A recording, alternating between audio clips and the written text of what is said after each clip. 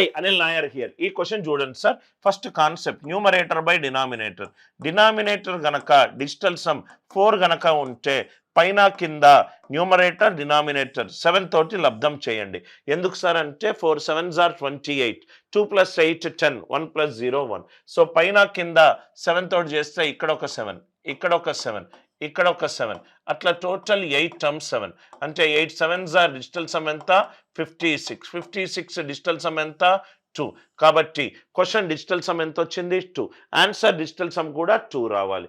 ఎక్కడ 2 ఉందో చూసుకోండి. ఇవన్నీ 9 9 9, 7 + 5 12 కాదు, ఇది 7, ఇది 9, 5 + 2 + 2 ఇది కూడా 15, ఇది కూడా కాదు, 7 + 2 7 6 are 42, 4 + 2 6 ఇది కూడా కాదు.